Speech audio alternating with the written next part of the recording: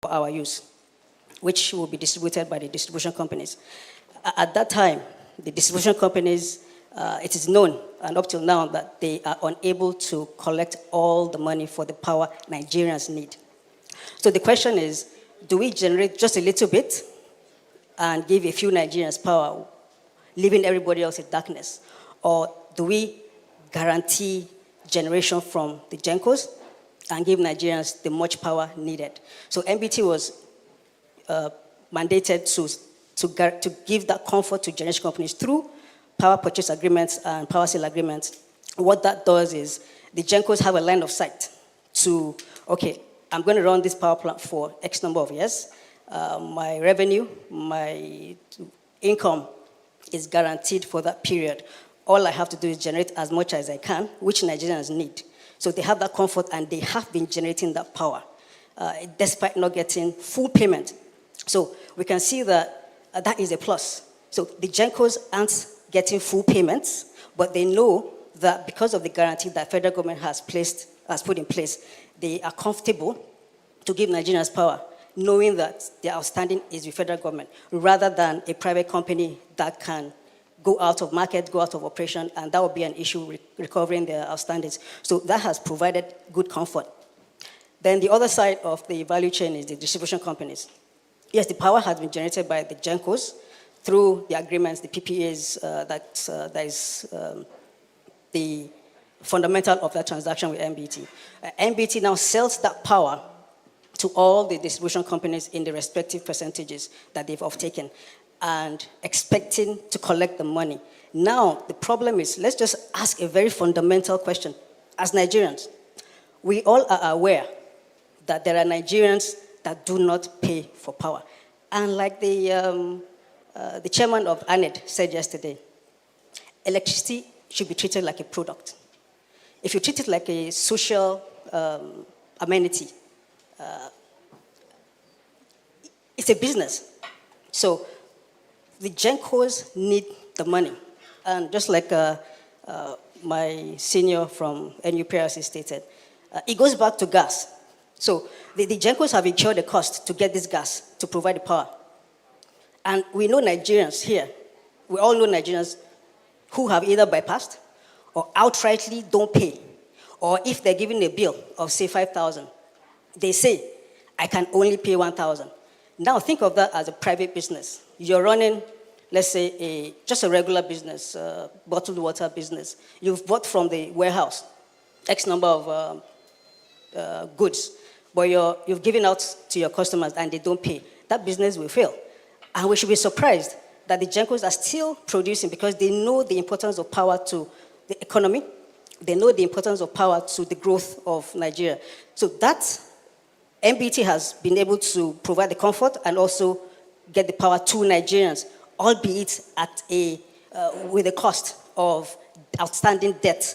So the part of MBT's mandate really is to keep the lights on. A joke was said earlier that discos, or initially was PACN, let there be light, and it can't be done. And then later was switched to the discos. Yes, the challenges are very, very germane. A business would not run when it doesn't get its full cost. And going back to gas, like I said, if the GENCOs don't get their full money, it means they can't pay the gas. The gas wells will have to be shut down, which is not possible, but they keep flowing. So these are challenges that are bedeviling the sector, but the guarantee that MBT has brought has kept the lights on. Then just a quick correction, if I may, please, NUPRC. MBT does not pay, so NMDPRA, so sorry. MBT does not pay TCN. We don't. And just a little bit of overview of how the sector works. So when the discos collect the money, there is an escrow account that resides with Meristem, which is under CBN. Why that has been in place is there has been payment facilities given to the discos to ensure that they're able to carry out the operation. That loan, CBN NEMS 1, CBN NEMS 2, that loan was from CBN. So in order to ensure that there is full visibility on how to plug back that loan, there is an escrow system where all discos pay back the loan to CBN through Meristem. So what happens is, at the end of the month, at the end of the period, Meristem, CBN, takes the loan, a first-line item, and some other things, then forwards the funds that are relevant, that are for power paid by the DISCO, the remaining to NBA, and the DISCO is paying 100% of the invoice. And just like my colleague from NERC said, the commission through the FGN, through the commission, applies some form of tariff shortfall. So what that means is, and it's very important, Nigerians cannot pay the full cost of electricity, the actual cost of the goods they've bought that has been delivered to them. You and I may not be able to pay 200 naira, 206 naira per kilowatt hour. There are vulnerable Nigerians. So what government has done is applied a form of subsidy, more or less, to the sector, and that is applied in a percentage form.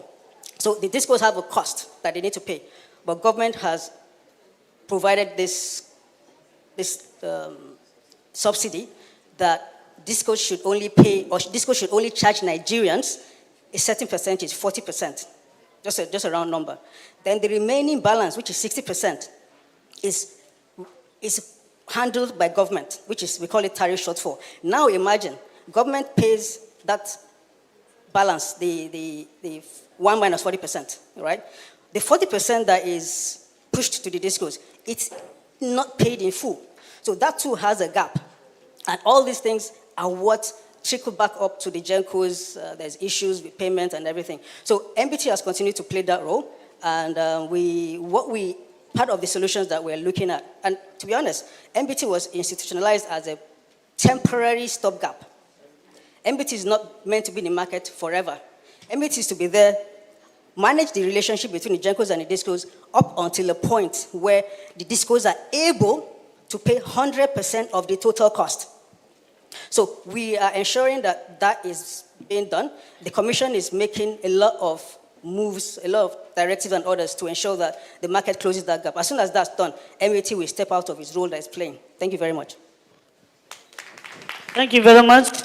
Another round of applause, please. The Federal Ministry of Water Resources. It's a ministry that's holding a very critical national natural asset, water, that we believe is properly utilized. We go a long way in developing more hydro electricity generating companies, even though maybe mini grids. But we don't know why the ministry could not harness all this resource we have. I will hear from the representative of the ministry, Mr. Potoyimbo Timothy. You are most welcome. In the earlier presentation, I wouldn't know if I should repeat myself, that the Federal Ministry of Water Resources is not, issue of power generation is not part of our mandate. We come in there as, how do I put it? Is it emergency or whatever? The core mandate of the ministry is to provide potable water for the citizenry, to expand agricultural, opportunities, to improve on the sanitation of the country. Then, of course, flood control, water supply, flood control. Yes, that's the reason for the major reason for the dams, for our dams. However, I believe along the line that the issue of hydropower generation coming to serve it as a kind of savings situation, sort of. Please pardon me if my words are not that accurate. Now, I believe we have started that for a very long time. Many hydropower dams have been constructed. The records are there. If I may just bring the committee to remembrance, Oyo Dam was commissioned by the former president, Olusegun Obasanjo, in 1978, before he handed over power to the civilian government. Until tomorrow, this infrastructure was not utilized. You ask me why? I don't know. Probably maybe I was in primary school then. I don't know. However, there are many other hydropower, infrastructure like that were abandoned. So much money, so much funds, government funds were expended on them. You see, this system underwater can serve for a while, for a limited time. After which, it will need a complete overhaul. So why? It's just that you leaving your vehicle idle for so long. By the time you come back there, the vehicle is not likely to start again. The battery may have gone, another way around. Be that as it may, I believe my coming here to represent the Honorable Minister today will be more of volunteering a long time of experience in the service after putting in close to 30 years in the service than speaking more of this hydropower issue. I mean, just as I said, the ministry is going out of its way to salvage the nation, which is okay. And I wouldn't know if the Honorable House will want to expand our, our field of operation to cover that legally. That would be fine. Now, for one of the reasons I identify as a civil servant why some of these issues didn't work is because of the lack of goodwill. The goodwill is just not there for this thing to work. Sincerely, I so much appreciate the effort of this committee. I can't imagine if this kind of thing had been on, this kind of discourse had been on. I believe we would not be where we are today. We would have gone further than this. However, it's better, late than never. Thank you once again for that. Now, coming to the issue of this hydropower generation, now we are sincerely working on that, concessioning some of these our dams to private individuals. As I earlier mentioned, dams like Zobe, like Jibia, like Kankpeomi, and a lot of them like that were given to Ministry of Power to concession, and they are making good progress on that. For us in the ministry, of course, we too will go into that. The Kashimbila Hydropower project was successfully concession, and they are working optimally now, generating so much into the national grid. The Gurara issue too is there. Unfortunately, this project initially, just as I said the other time, was conceived by the former presidential government at that time to actually close the gap in water supply issues of the FCT. Thereafter, our engineers discovered in the course of construction that we can generate so much electricity from this project, and the idea came up. We generated 30 megawatts of electricity, which was actually meant to serve. Due to lack of goodwill, as I mentioned, this idea was truncated. We were instructed to reroute the transmission line. Of course, that affects our drawings. We have to go back to the drawing board, have to do what they want us to do, and all the rest of that. And the thing was taken to Kaduna State in Kudendo.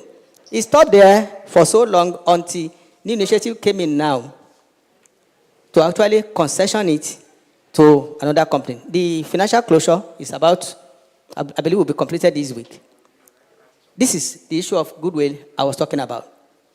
It's beyond us. Now, for the Gurara 2, we are working on that. Somebody around that side took other green fields that, virgin area that